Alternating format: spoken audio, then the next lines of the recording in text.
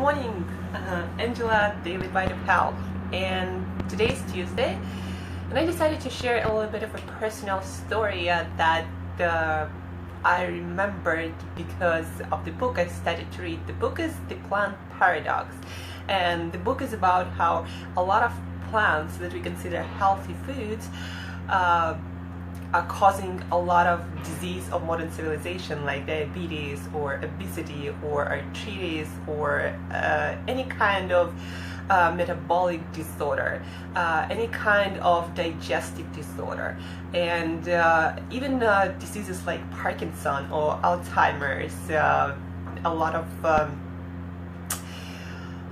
allergies, and a lot of things.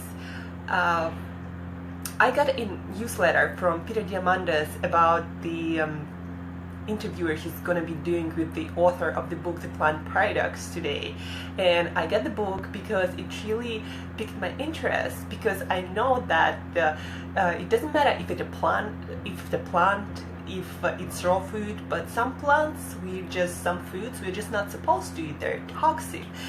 And I started reading the book, and I'm already halfway through. Tomorrow is going to be a review on my website, but anyway, in the book there was a case described, a person with vitiligo. This is a disease or a condition, because nobody really knows till this day what it really is. When you get white spots on your skin, like your skin just start losing coloring, like one spot at a time at different places on your body or on your face.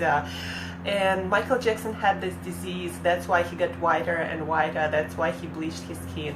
And I had it. I got it when I was, I believe, 11 years old or so, and I just started to get those white spots on my body. It was really disturbing for me because I was a kid. I didn't want to be, like different with these white spots on my body. It really bothered me a lot, but nobody could tell me how to cure it, what was wrong with me. They did a lot of tests, but nothing would really show up, nothing out of the ordinary really. And probably 1% of the population on Earth has this condition, and nobody till this day really knows how to treat it, but I believe it all related to nutrition. I cured this condition about 10 years ago, and actually by accident. I always knew that I was sensitive to foods, and I eliminated a lot of foods from my diet even when I was a teenager, because I just couldn't eat them without having some kind of problems either on my skin or with my mood or with my energy, or I don't know, something would go wrong. But so I went to US as an exchange student when I was around 18 years old or even 17 years old, and when I came back I noticed that I put on a lot of weight eating all this food, but I didn't know what exactly caused this 10-kilo weight gain. So when I came back I decided to lose all that weight, and I went on a diet, and I eliminated all the breads, all the grains, all the beans, all the nuts and seeds. I was eating basically a really simple diet consisting of fish and meat, really a lot of vegetables. Most of them were steamed, and most of them were things like broccoli and cauliflower or green salads. I would eat some eggs. I would eat some local dairy, and that was my diet. Low on carbs, no fruits, no grains, no beans, no, of course, sugar, no junk food, none of that. And little by little, my vitiligo went away, and till this day I have probably just one spot on my foot left. It's kind of like a reminder that's also disappearing. But anyway, that's how I cured myself of vitiligo, and I thought that it was a lot of work with meditation and sun exposure and different herbs and things. But as I started reading the book yesterday, I realized that it was all the foods I eliminated from my diet, like oatmeal, like buckwheat, like different grains, all the plant foods that are actually toxic to our body, that have a lot of anti-nutrients, that had a lot of poisons that don't make us necessarily sick, like acutely sick, don't make us die, but they do cause damage. And probably if you would measure my inflammation, my allergic reactions to things like oatmeal or buckwheat or wheat or peanuts or even cashews, at that point when I had vitiligo, probably my inflammation levels were higher than usual, but nobody would do that. You know, they would do all kinds of blood tests and stuff, but my levels of inflammation, they didn't really care for that much, because I didn't look sick, you know, except for vitiligo. I was normal child, didn't have any acute reactions to anything, and that would cause a lot of confusion. But anyway, as I was reading this book yesterday, I realized that a lot of you guys probably, and a lot of people, they get those, you know, conditions like allergic, like inflammation, or low energy levels, or arthritis, or mental fog, or indigestion, or weight gain all of a sudden, and you don't really understand why it might be happening, but it might be happening exactly because you're eating those, you know, healthy foods, whole grains, or nuts like almonds, or cashews, or like oatmeal or quinoa or buckwheat. You know, all these foods are, your body is allergic to that.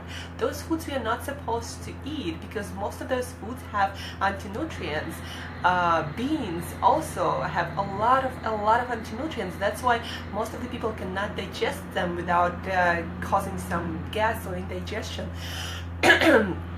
Anyway, I just wanted to share this story that, you know, I cured vitiligo at a very young age, just going on a diet because I wanted to lose weight.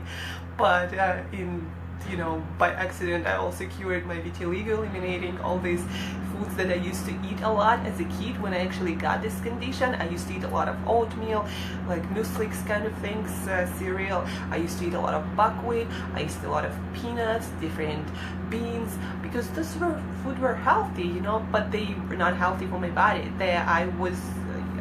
Maybe somebody doesn't have that particular reaction to those foods like I did, vitiligo, that made it really obvious. It bothered me a lot. But you might have other conditions and you might not know why you have them and what's happening with your body. So if you're listening to this, if you're seeing that and watching this, and if you have some kind of condition and you don't know what's happening in your body really, then you might want to try to eliminate all these toxic foods. Check out the book, The Plant Paradox. I'm going to be reviewing it on my website, Create Yourself That, today, tomorrow. But in the meantime, foods like, you know, any kind of grains, any kind of beans, peanuts, cashews, like dairy products from, God knows, from cows that are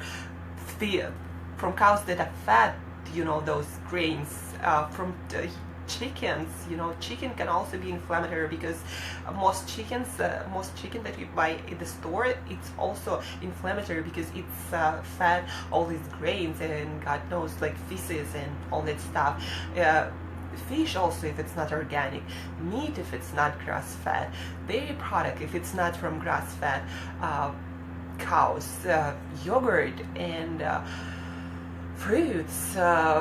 A lot of fruits that are brought in US or in whatever country you are, they're not ripe, and they have also anti-nutrients because they're brought in the country not ripe, and then they're sprayed by things that give them color and maybe give them a little bit more taste, but they still have those anti-nutrients because they didn't ripen the right way.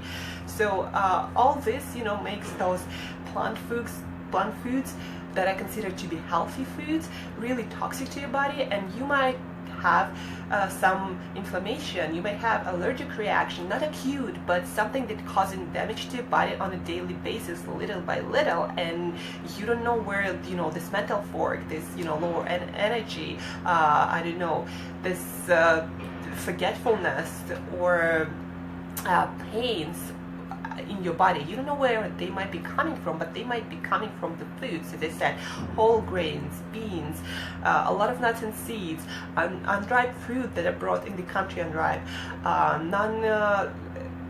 meat and dairy products that don't come from grass-fed animals. So those are not healthy foods. They are toxic foods, and they making you sick. Like, they made me sick. They gave me vitiligo. I cured it because I wanted to lose weight, but eliminated all these foods. Oatmeal, buckwheat, the quinoa. Those are not healthy foods. Those are not the plants that you're supposed to be eating. And check out Plant Paradox. I'm going to be reviewing today at 2 p.m. Peter Diamandis does an interview with the author. If you're curious about that, I can give you the link. It's 2 p.m. Eastern, so comment under this video if you want to attend the online event. And so this is my story, and if you have any questions, comments, let me know. And eat healthy, stay healthy today. Angela, Daily Bite of Health. Tomorrow we'll be reviewing The Plant Paradox. Really interesting book, so stay tuned, stay healthy, and have a beautiful day. I love you all. Thank you for watching. Thank you for all the comments. And have an amazing day. I'll talk to you tomorrow. Bye.